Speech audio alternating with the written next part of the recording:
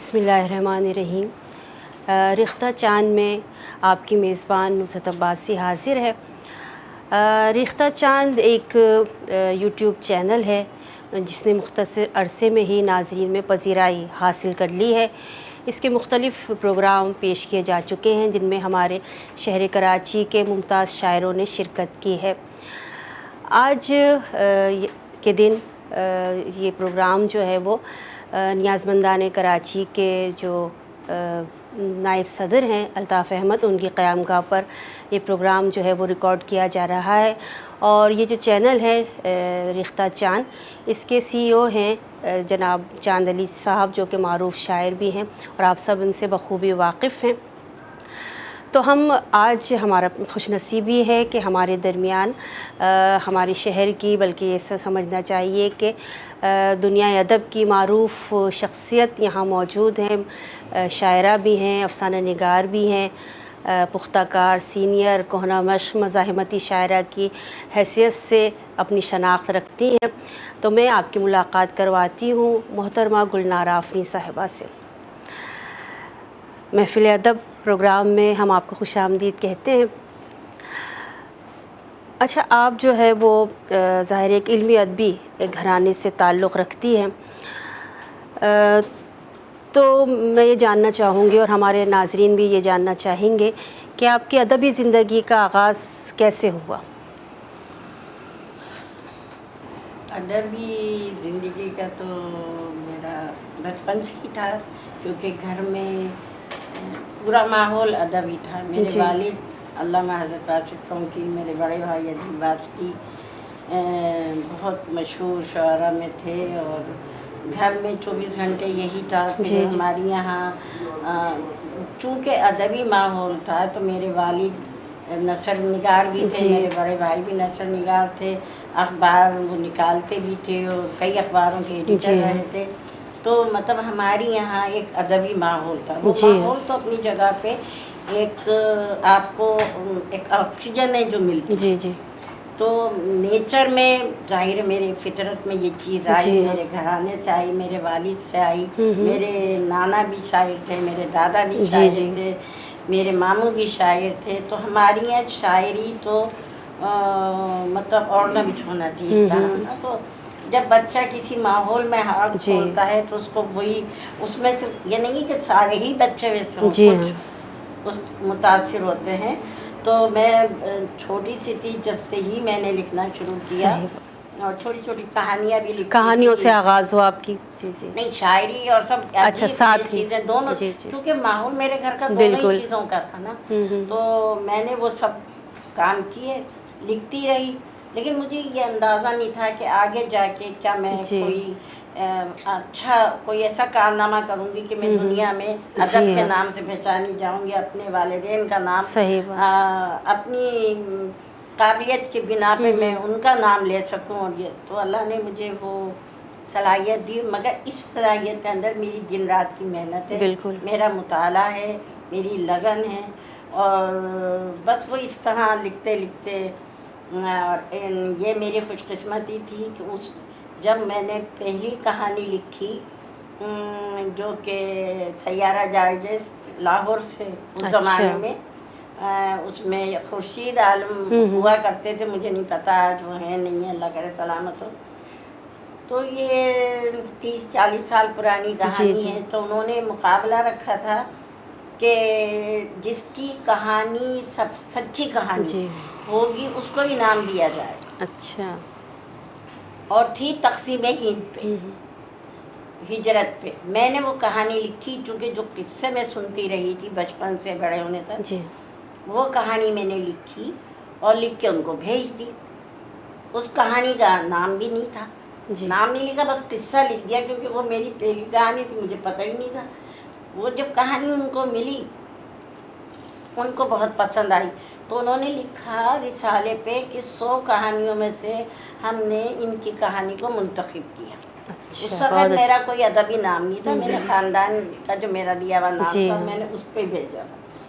لیکن ہم نے گلنارہ آفریں، یہ میرا نام انہوں نے لیا، میں آج تو گلنارہ آفریں ہوں، اس وقت میرا نام تھا مختار النساء کے افسانے پہ ہم نے املا میں کہیں کہیں تصحیح کیا. میں نے جب وہ دیکھا تو مجھے بڑا غصہ آیا ان کو. میں نے کیونکہ جتنا کم علم ہوتا ہے لوگوں کے پاس، لیکن ذرا سی ان کو قوت ملتی ہے کوئی بھی کسی کام میں کامیابی تو وہ اپنے آپ کو بہت بڑا سمجھتے ہیں. جی اور میں تو بہت 9 ملی کے زمانے میں مجھے یہ چیز ملی، مجھے انعام ملا تو میں نے ان کو فوراً حوصلہ افزائی ہوئی آپ کی. حوصلہ افزائی. لیکن مجھے کیا برا لگا کہ انہوں نے کیوں رسالے میں یہ لکھا ہے کہ میں نے ہم نے ان کی. اب وہ تو اس وقت تو میں بہت ہی چھوٹی تھی جب یہ کہانی لکھی تھی، تو میں نے ان کو لکھا آپ کو کیسے پتہ ہے کہ میں نے آپ نے کیوں لکھ دیا کہ اس میں، اور آپ غلط لکھ رہے ہیں. میری تو ملا غلط ہو ہی نہیں سکتی. اچھا یہ انہوں نے ہاں تو انہوں نے کہا جب 30 سال کے بعد مجھے وہ ملے تو کہنے لگے کہ گلنار وہ جو آپ کا وہ جو میں نے ایک چھوٹا سا نوٹ دیا تھا وہ اس وقت سند کا درجہ رکھتا ہے، کیونکہ ہمیشہ لکھنے والا چاہے شاعری کرے، چاہے نثر نگاری کرے یا افسانہ نگاری کرے، اس کے اندر کمزوریاں ہوتی ہیں، وہ غلطی کرتا ہے، اسی سے سیکھتا ہے، وہ تو سیکھتا ہے بھی، تجربہ بڑھتا ہے. پھر آپ مطالعہ کیجئے. انہوں نے مجھ سے کہا ہے کہ تمہاری میں بے پناہ صلاحیتیں ہیں لیکن اس کے لیے تمہیں مطالعے کی ضرورت ہے. ہم نے وہ مجھے خورشید عالم صاحب اللہ ان کو اگر سلامت ہیں تو بہت ہے، وہ مجھے اپنے خرچے سے کتابیں بھجواتے تھے کہ تم پڑھو. تو تاریخی کتابیں بھی میں پڑھنے لگی اور مجھے تاریخ سے بہت لگاؤ بچپن سے. میں نے تاریخ یعنی اسلامی تاریخ کی کتابیں بھی میں نے پڑھی ہیں اور دوسرے اسی سے گہرائی پیدا ہوئی ظاہر شاعری میں موضوعات آپ کے. موضوع چونکہ مسلمانوں پہ جو تباہی آئی ہے وہ کیوں آئی ہے. ہم گھر ایک چھوٹی سی میں بات بتاتی ہوں کہ گھر میں آپ ہیں اور گھر والی اٹھ کے اپنے گھر کو نہیں دیکھے گی تو وہ گھر کی تباہی شروع ہو جاتی ہے. اسی طرح حاکم وقت اگر اچھا نہیں ہے تو ملکوں کی تباہی ہو. بالکل صحیح، بہت اچھی بات کہی آپ نے. ہو جائیں گھر ختم ہو جاتے ہیں، ملک ختم ہو جاتے ہیں.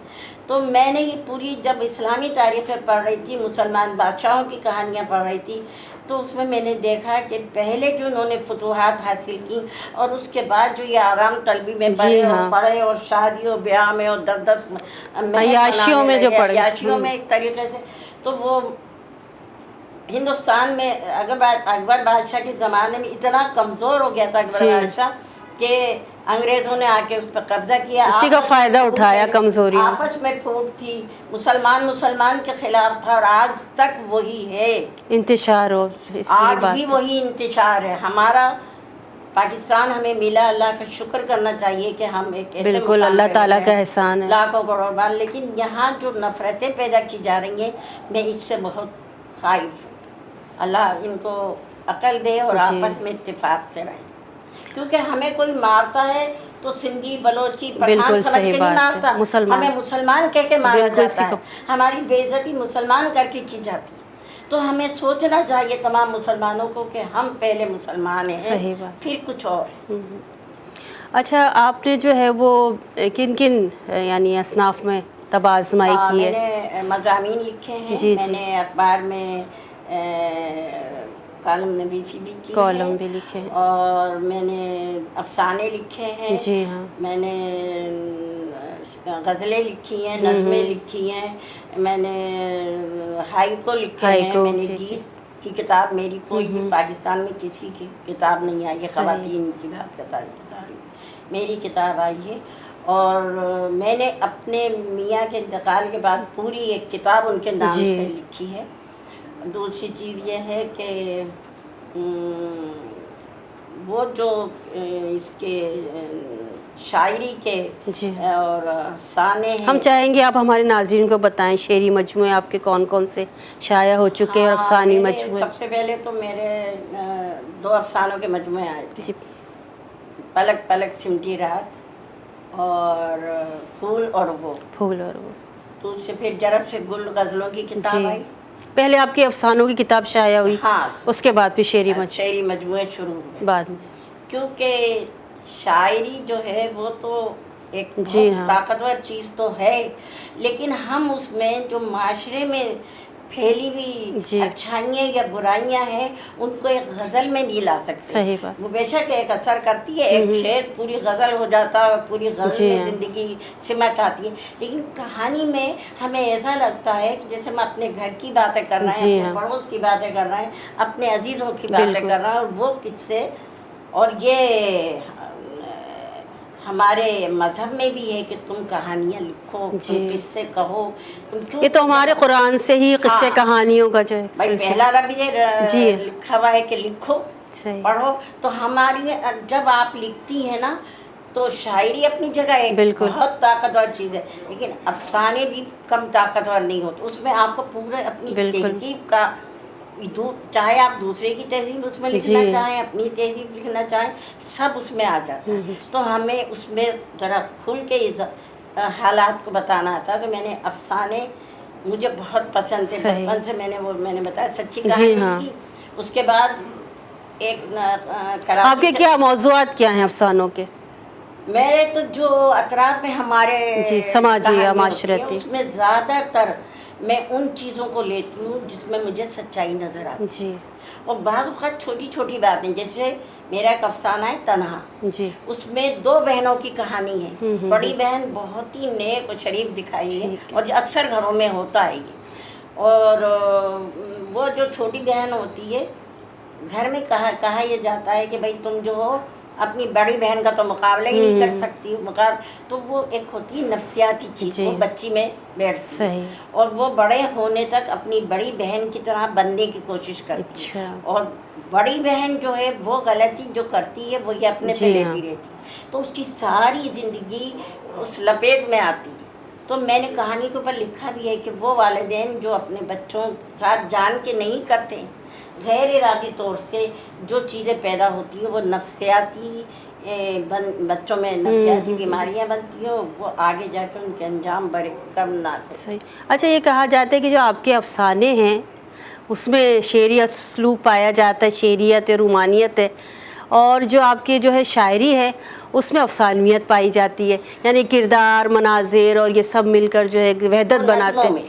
ہاں, نظمیں آپ کی. جی جی. غزلوں میں نہیں ہوتا, نظموں میں. جی ہاں.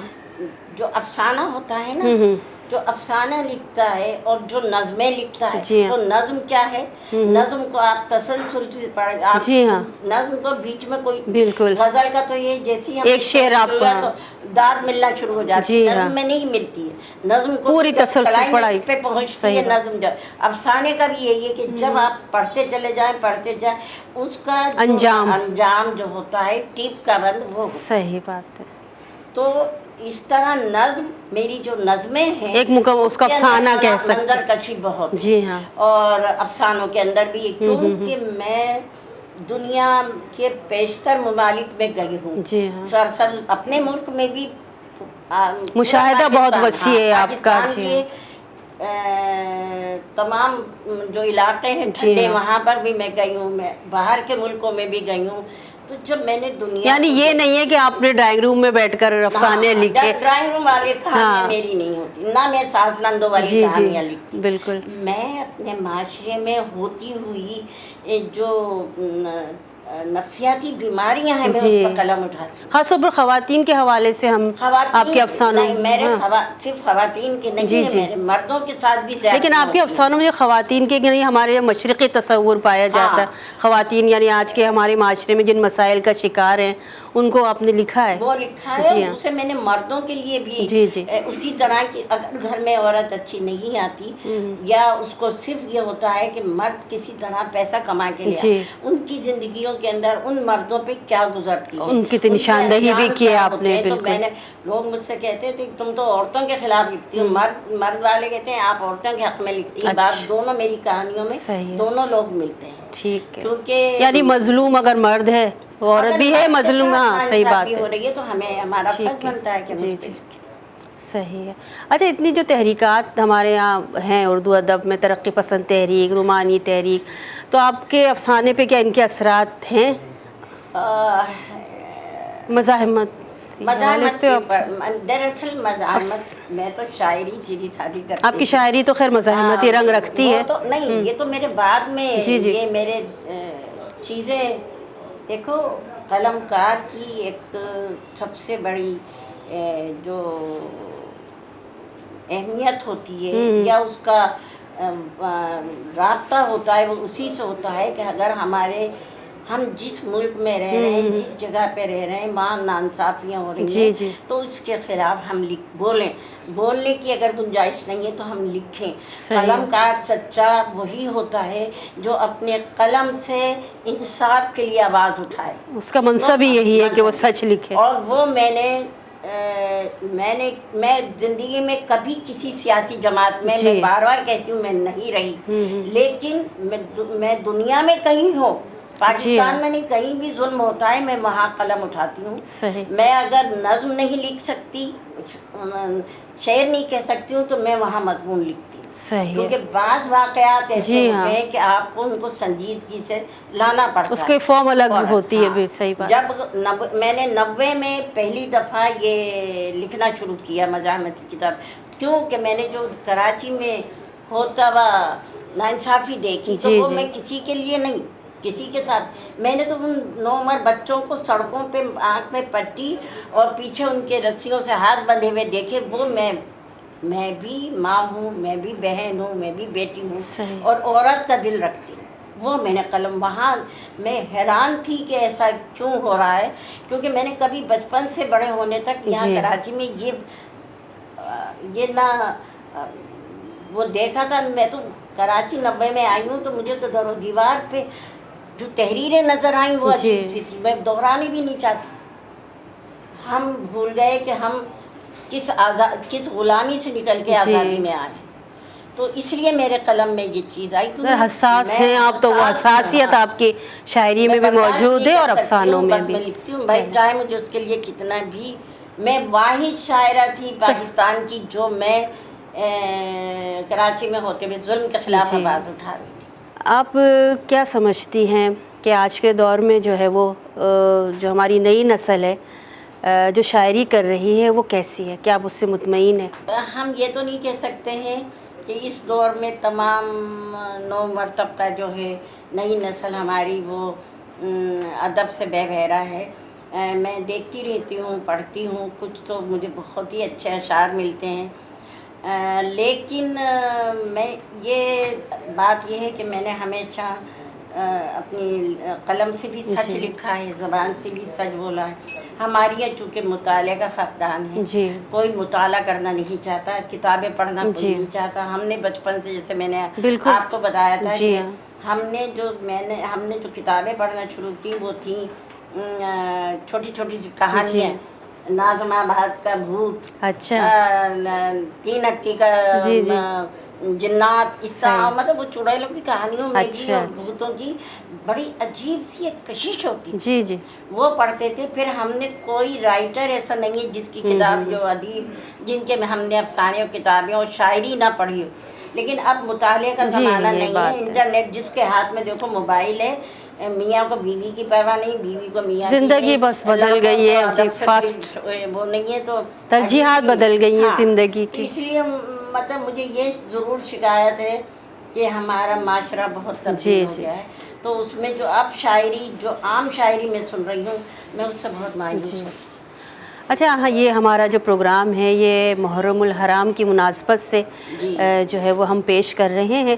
تو ہم چاہیں گے کہ آپ جو ہے وہ اپنا جو ہے کلام جو ہے جو کہ آپ نے ہم لکھی ہوں یا نعت ہوں یا سلام یا منقبت، تو وہ ہمارے ناظرین کے لیے پیش کریں. میں بس اللہ نے مجھے یہ خوش نصیبی ہے میری، اور میں سمجھتی ہوں کہ پتہ نہیں اللہ تعالیٰ نے کون سی چیز میری پسند کی کہ یہ صلاحیتیں مجھ میں ہیں، میں سبھی کچھ لکھ لیتی ہوں. ہو سکتا ہے کہ وہ اللہ کے دربار میں قبول بھی ہو. میں اپنے دل سے تو میں لکھتی ہوں، بالکل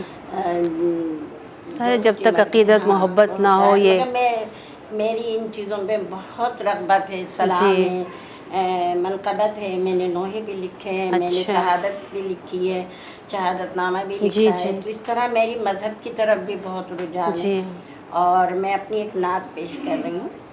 نعت سے پہلے میں مناجات حمد جو ہے ارشاد کہ یا رب تیری رحمت کا بس اتنا اشارہ ہو، یا رب تیری رحمت کا بس اتنا اشارہ سبحان ہو، اللہ، چمکے جو سرے گردوں وہ میرا ستارہ ہو، سبحان اللہ، چمکے جو سرے گردوں وہ میرا ستارہ ہو۔ میں اپنی خطاؤں پر ہر لمحہ پشیماں ہوں، میں اپنی خطاؤں پر ہر لمحہ پشیماں ہوں، دریائے معانی میں نزدیک کنارہ ہو، سبحان اللہ، دریائے معانی میں نزدیک کنارہ ہو۔ میں تجھ سے سوالی ہوں مایوس نہ کر مجھ کو، میں تجھ سے سوالی ہوں مایوس نہ کر مجھ کو، اے جود و سخا والے بخشش کا اشارہ کیا ہو، کہنا، اے جود و سخا والے بخشش کا اشارہ ہو۔ دینا ہے تو اب مجھ کو تو ذوق نظر دے دے، کیا کہنا، دینا ہے تو اب مجھ کو تو ذوق نظر دے دے، سبحان اللہ، ہر آن مجھے تیرے جلووں کا کیا نظارہ ہو، کہنا، سبحان اللہ، ہر آن مجھے تیرے جلووں کا نظارہ ہو۔ طوفان کی موجوں سے کیا خوف اسے بہت آئے، اچھے، واہ واہ، طوفان کی موجوں سے کیا خوف اسے آئے، جب ڈوبنے والے کا تو ایک سہارا ہو، سبحان اللہ، جب ڈوبنے بے شک، والے کا واہ تو واہ، ایک سہارا ہو۔ اور مقطع ہے کہ گلنار میں وحدت کی راہوں کی مسافر ہوں، واہ واہ، گلنار میں وحدت کی راہوں کی کیا کہنے، مسافر واہ ہوں، واہ، اس راہ صداقت میں جو غم ہے گوارا ہو، بہت اچھی، اس راہ صداقت میں جو غم ہے گوارا ہو، یا رب تیری رحمت کا بس اتنا اشارہ ہو، بہت خوب، واہ واہ، چمکے جو سرے گردوں وہ میرا ستارہ۔ بہت خوب، واہ واہ، جزاک، نعت کہ شافع حش دل زار کا ارماں تم ہو، واہ واہ، سبحان، شافع حش دل زار کا ارماں تم ہو، میرا کعبہ میرا قبلہ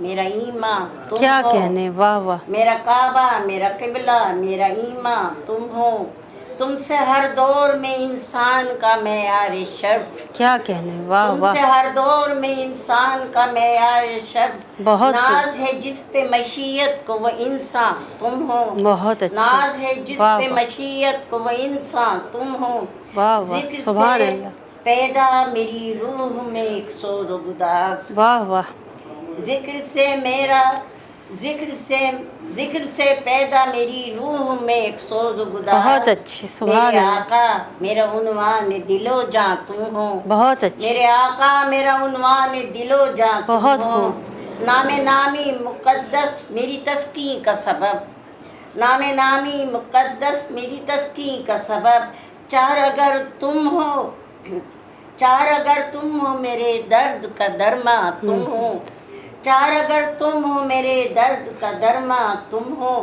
اور سیدی انت حبیبی و طبیب کیا قلبی، کہنے، بہت اچھے، واہ واہ، سیدی انت حبیبی و طبیب قلبی، میری بخشش کا فقط آخری امکان کیا تم کہنے، ہو، واہ واہ، سیدی انت حبیبی و طبیب قلبی، میری بخشش کا فقط آخری امکان تم ہو، بہت اچھے، اور کچھ بھی تیری گلنار کو مطلوب نہیں، کیا کہنے، بہت اور اچھے، کچھ بھی تیری گلنار کو مطلوب نہیں، میرا بہت اچھے، ماوا میرا ملجا میرا سلطان تم ہو، بہت اچھے، واہ واہ، شافع حج دل زار کا ارماں تم ہو، بہت میرا اچھے، قبلہ میرا کعبہ میرا ایمان تم واہ ہو۔ واہ واہ، بہت خوب،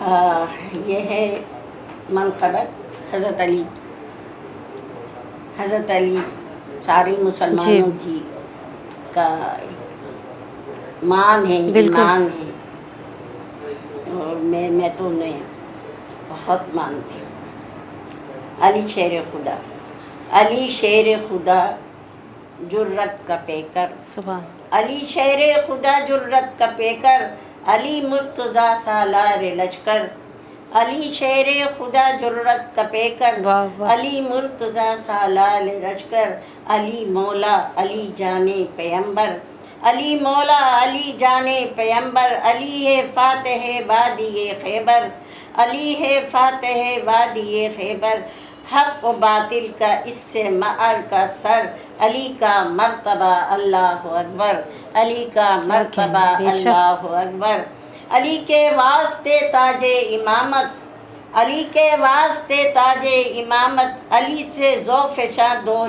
رسالت، کیا کہنا، علی سے ذو فشاں دور رسالت، علی تھے واقف رمز شہادت، علی سے ہو گئی آساں شفاعت، علی مشکل کشا رحمت کے مظہر، علی مشکل کشا رحمت کے مظہر، علی کا مرتبہ اللہ اکبر، کیا علی کہنے، کا مرتبہ اللہ بہت اکبر۔ اچھے، سبحان اللہ، وہ ختم مرسلی کے دل کی دھڑکن، وہ ختم المرسلی کے دل کی دھڑکن، وہ اہل بیت کی نظروں کا خرمن، جناب سیدہ جن کا بندھن، زیارت گاہ عالم جن کا مدفن، علی پاکیزگی کا ایک منبر، علی پاکیزگی کا ایک منبر، علی کا مرتبہ اللہ اکبر، کیا کہنے، علی کا واہ واہ، مرتبہ اللہ اکبر۔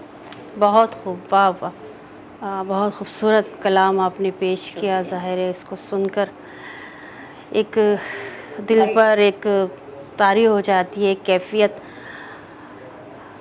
آپ کیا سمجھتی ہیں کہ آج کے دور میں جو کلام کہا جا رہا ہے مذہبی شاعری، حمدیہ نعت، اس کے متعلق آپ کا کیا خیال ہے؟